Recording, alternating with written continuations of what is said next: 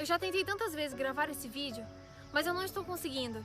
Tá sendo difícil eu expor aquilo que eu estou sentindo em relação a tudo isso que tem acontecido com os cristãos de hoje em dia, com a realidade da igreja, com toda essa pandemia que nós temos visto.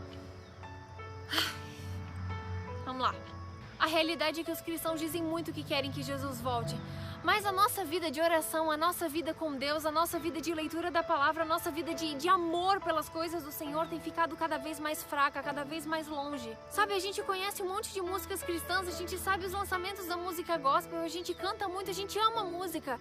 Só que na maioria das vezes a nossa boca tem falado e tem cantado de uma coisa que o nosso coração não está cheio. A gente diz que o evangelho precisa ser pregado, que as pessoas precisam conhecer Jesus, mas quando isso depende da nossa atitude, do nosso comprometimento, da nossa vontade, da nossa iniciativa, a gente não faz. Com toda essa pandemia, as igrejas fechadas, nós estamos tendo agora culto em casa e live o dia inteiro para assistir de várias pessoas. Mas o que tem acontecido na realidade é que muitas pessoas têm tratado isso como férias de Deus, como tirar férias da igreja. Sabe, pessoas que queriam se afastar da igreja, queriam deixar de se comprometer com as coisas de Deus, já estavam aborrecidas com as coisas e queriam faltar aos cultos, queriam estar longe, mas não tinham coragem, não tinham um pretexto, não tinham um motivo para fazer isso. E agora, com toda essa pandemia, existe motivo para ficar em casa, existe motivo para não se comprometer. Gente, isso é muito triste, mas a realidade é que tem muito cristão que está se apoiando nessa questão de pandemia para ficar cada vez mais em casa, cada vez mais descomprometido com as coisas de Deus, porque essa realmente era a sua vontade desde antes, mas não tinha motivo. Só que a realidade é que muita gente não deixa de ir no mercado se precisa de comida, a pessoa não deixa de ir na farmácia se precisa de remédio, a pessoa não deixa de ver as pessoas que ela ama por causa da pandemia. Mas para ir para a igreja, a pessoa não pode, porque não aguenta ficar de máscara mais de 1 hora. Nós ainda estamos na pandemia, mas eu realmente acreditei que depois que tudo isso passasse,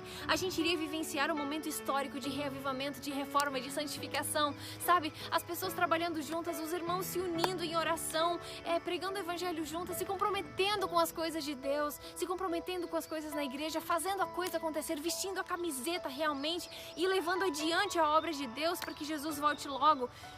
Mas não é isso que tem acontecido, e eu acredito, infelizmente, que não é isso que vai acontecer, porque infelizmente muitos cristãos já estão tão acostumados a ficar em casa que não faz a menor diferença mais o ter igreja ou não ter. Se é convidado algum pregador ou cantor famoso do meio gospel, a igreja enche, as pessoas vão, elas se sentem felizes, elas oram, elas cantam, é a coisa mais linda, parece assim um revivamento da vida. Mas lá no íntimo, lá no quarto, lá na sua comunhão pessoal, lá no celular, a pessoa não vive realmente o cristianismo como deveria. Aí você pode pensar, não, mas eu sou a igreja, Jesus disse que eu sou a igreja. Sim, você é.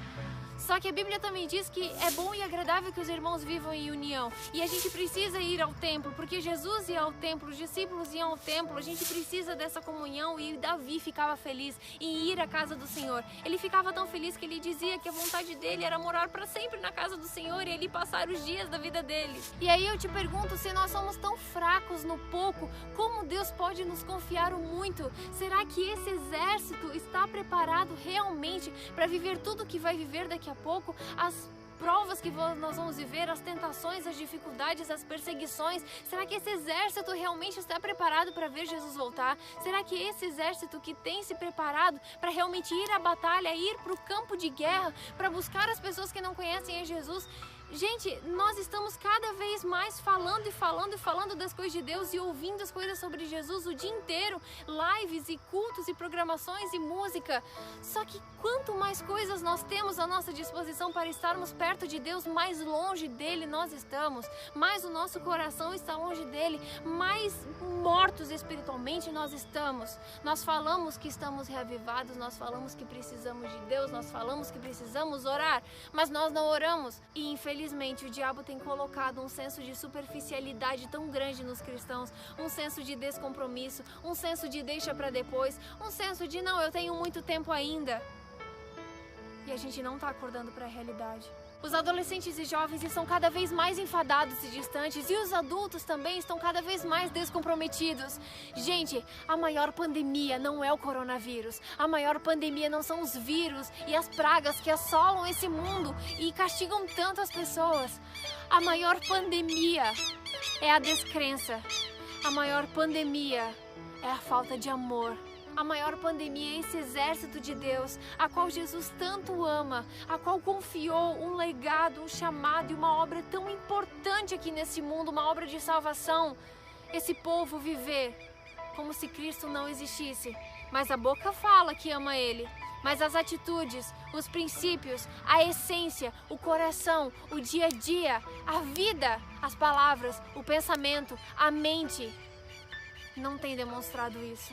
Não espere se reavivar quando as pessoas ao seu redor estiverem reavivadas. Não espere tomar iniciativa de começar a orar de verdade quando alguém dizer para você que você precisa orar. Não, nós temos o Espírito Santo, Ele fala ao seu coração, Ele faz um chamado a você todos os dias. Cada vez que você acorda pela manhã é um recomeço, é uma chance de fazer tudo diferente. É mais uma vez Deus dizendo que Ele te ama, que você tem mais uma chance de fazer tudo diferente, para você mudar o seu dia, para você fazer a diferença na vida de alguém. Principalmente se comprometer com as coisas de Deus, entregar o seu coração de verdade a Ele, porque a gente não sabe quando será o nosso último dia aqui.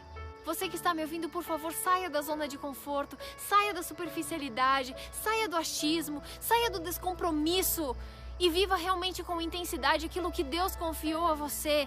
Viva realmente com propósito. Deus poderia muito bem tirar essa responsabilidade de você e pedir para que um anjo fizesse esse trabalho. Mas Deus sabe que você precisa disso para se salvar. Você precisa disso para ter propósito na vida. Você precisa disso para trazer sentido à sua vida. Você precisa dele, você precisa dos irmãos, você precisa da igreja, você precisa estar com ele, buscar a ele, orar. Você precisa disso. Então, por favor, saia da superficialidade, tire as máscaras e realmente seja transparente diante de Deus e peça ajuda dele. E viva com propósito.